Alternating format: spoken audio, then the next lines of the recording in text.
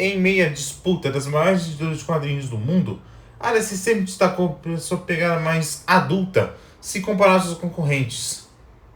Só que, vendo o público adulto que deve ser lucrativo, a DC criou um tipo de selo para isso, para que histórias mais de terror e sobrenatural e sombrias pudessem ser exploradas. Criando esse tipo de história, foi criado o tão querido e amado selo Vértigo. Antes de contar bem essa história, se inscreva, deixa o like e bora pro vídeo.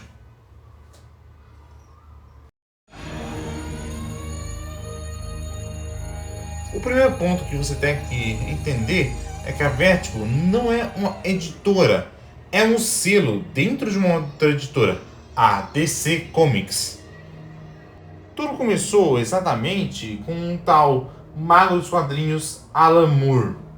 Porque digamos que quando ele foi contratado pela DC, ele foi entregue uma revista em quadrinhos que está prestes a ser cancelada.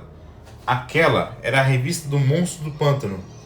O personagem foi criado pelo Lee Wayne e teve um monte de destaque nas primeiras edições. Só que outros roteiristas passaram e a revista acabou perdendo o brilho.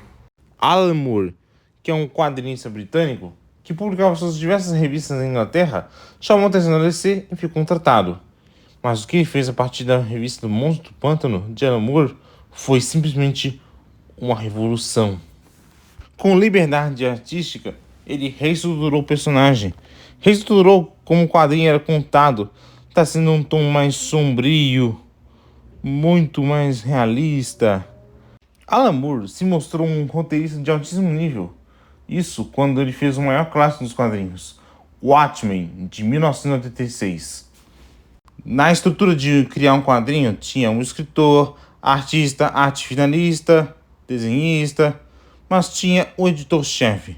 E quem era editor-chefe? Era uma mulher muito importante para essa história, conhecida como Karen Berger.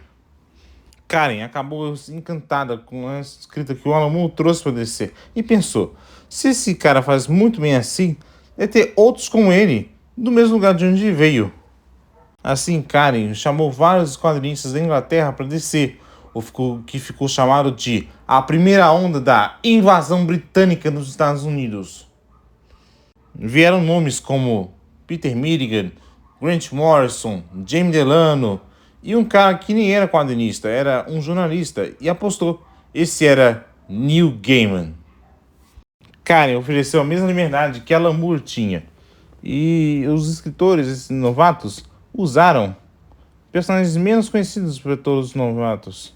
Assim, Jamie Delano pegou um figurante que aparecia nas revistas do Monstro do Pântano. Esse era John Constantine. Assim, iniciando a série Hellblazer. Isso em 1988, porque no mesmo ano teve uma série de Grant Morrison que se tornou marcante. É a série do Homem-Animal. Nesse mesmo ano, Neil Gaiman fez um quadrinho que foi muito importante, porque é um quadrinho muito elogiado.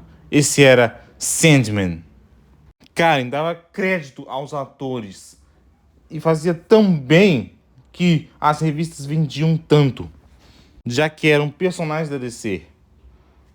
Outros personagens considerados sendo utilizados, como A Patrulha do Destino por Grant Morrison em 1989 e Peter Milligan em suas séries para Shade, O Homem Mutável em 1990. Todos eles são personagens da DC, só que foram escritos de outras formas. Não aquele tom muito heróico e colorido, como Batman, Superman, Liga da Justiça e vários outros são escritos. E as revistas eram publicadas em algo em tom de brincadeira, como Bagger Books ou Bagger Verso, talvez. No começo dos anos 90, a revista Sandman é um grande sucesso e já começou a dar frutos para esses novos, como Os Livros da Magia, lá em 1990. Além do Neil Gaiman ter publicado em outro quadrinho chamado Orquídea Negra. Além de tudo isso fazer parte do universo da DC, essas histórias ficavam mais afastadas do tom principal da editora. Foi assim que, em 1993, foi fundada o selo Vértigo. A DC Comics fundou a Vértigo, ou Vertigo, com a intenção de explorar histórias mais complexas, violentas, com um terror mais tenso, sobrenatural.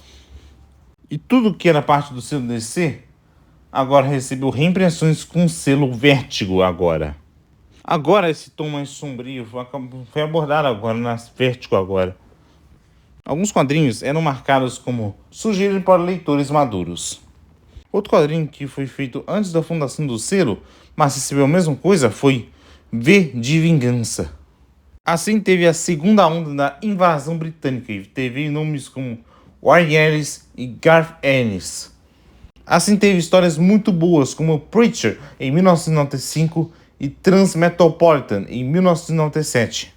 Acho que a Vertigo era referenciada depois com uma outra editora. Assim, o reconhecimento é tão grande pela indústria, é claro que a Vertigo ficou mais popular entre os anos 90 e os anos 2000.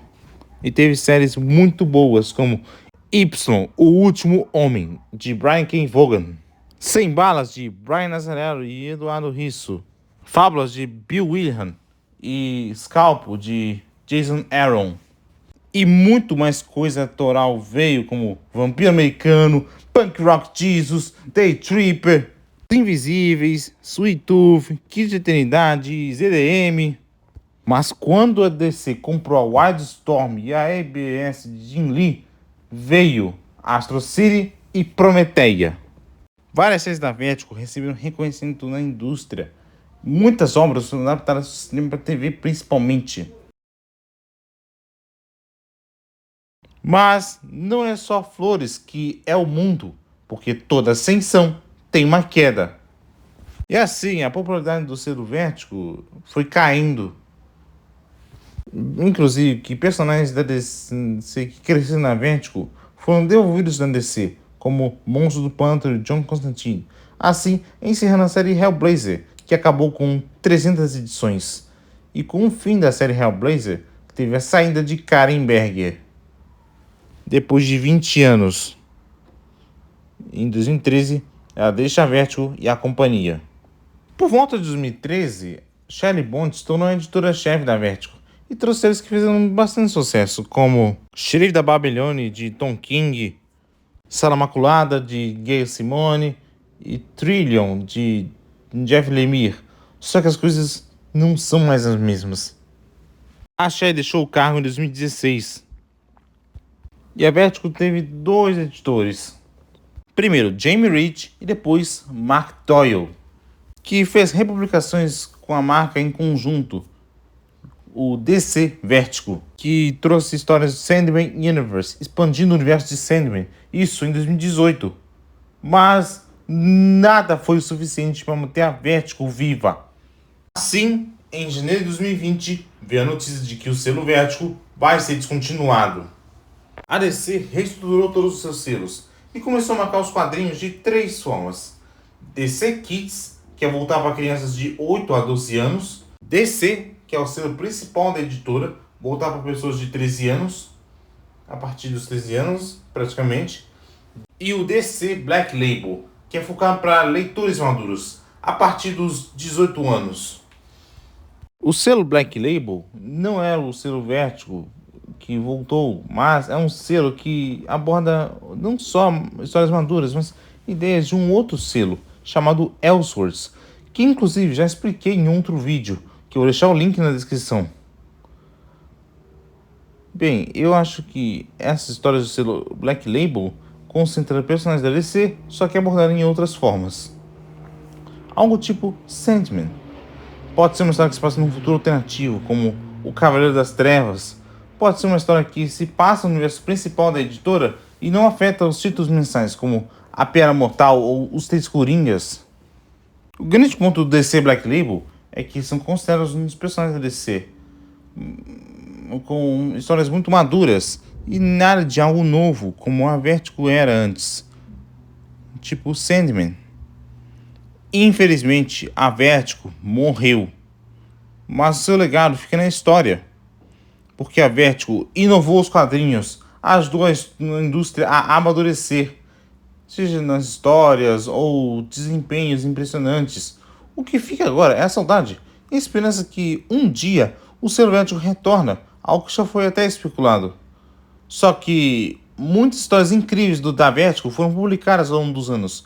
Só que para estar as melhores histórias da Vertigo, de acordo comigo, e inclusive eu conheci algumas, mas é uma história para outro vídeo. Bom, é isso. Espero que vocês tenham gostado. Não esqueça de deixar seu like, se inscreva no canal para receber todas as notificações, compartilhe esse vídeo com todo mundo, comenta o que você gostou da Vertigo e até a próxima. Tchau!